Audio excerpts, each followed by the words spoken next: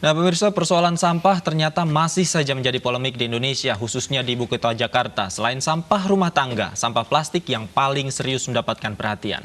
Ya benar, sampah plastik ini terus meningkat setiap tahunnya. Diharapkan pemerintah bisa menemukan solusi untuk mengurangi produksi sampah tersebut.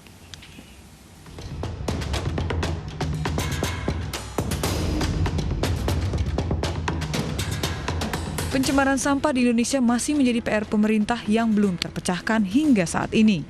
Jakarta memproduksi setidaknya 7.000 ton sampah setiap hari, diantaranya adalah sampah plastik. Sampah-sampah dari Jakarta ini berakhir di tempat pengolahan sampah terpadu Bantar Gebang.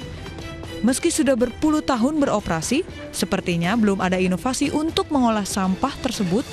Bahkan diprediksi tahun 2021, Bantar Gebang sudah tidak lagi mampu menampung sampah ibu kota. Sampah plastik juga akhirnya menghiasi pesisir pantai di beberapa wilayah Indonesia termasuk Jakarta.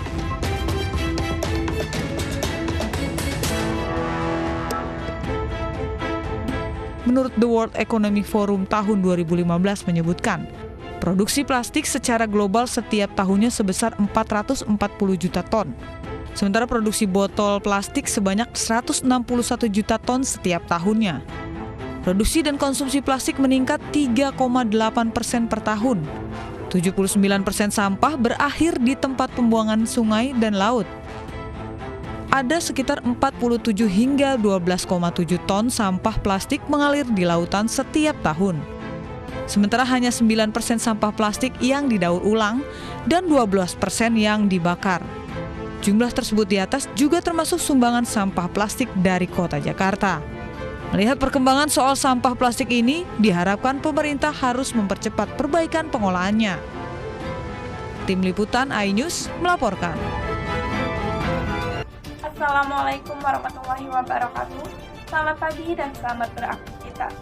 Kembali lagi dengan saya, Esa Putrianti.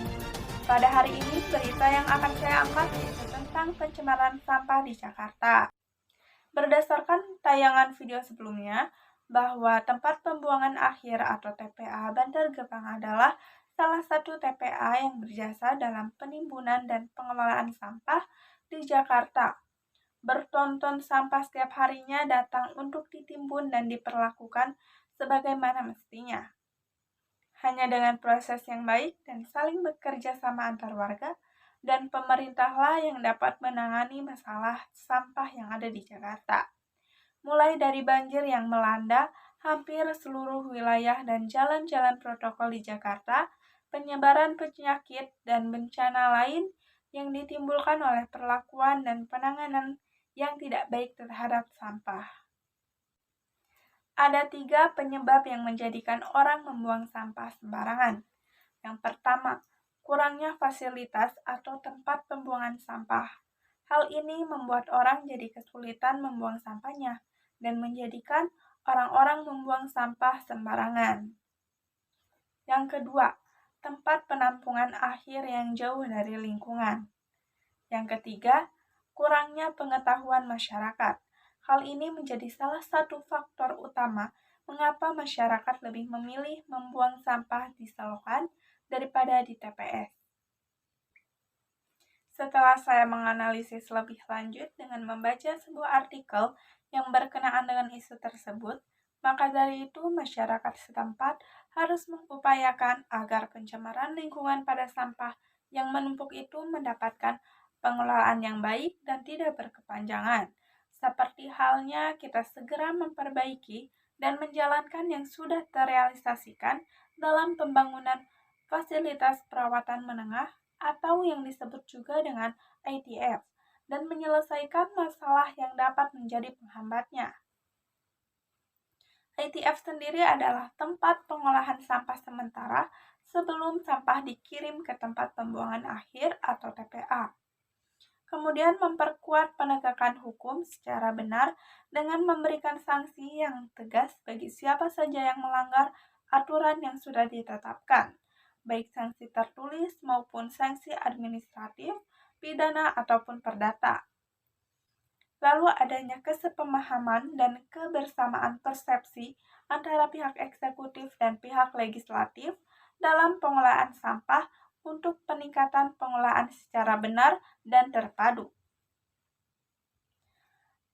Adanya partisipasi dan peran serta masyarakat dalam pengolahan sampah.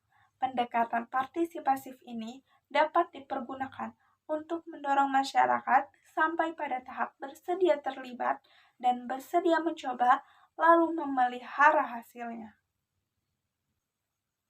Selain itu, masyarakat setempat harus memperhatikan di setiap lingkungannya dan menjaganya dengan cara yang pertama, mengolah limbah cair industri sebelum dibuang. Yang kedua, tidak membuang sampah ke perairan atau selokan. Yang ketiga, kita harus membuang sampah pada tempatnya. Yang keempat, tidak membuang pestisida ke perairan. Dan yang kelima, membersihkan sampah di perairan secara rutin. Sekian dari saya, sampai jumpa lagi nanti. Wassalamualaikum warahmatullahi wabarakatuh. Ingat, jagalah lingkunganmu tetap bersih untuk sebuah kehidupan yang sehat.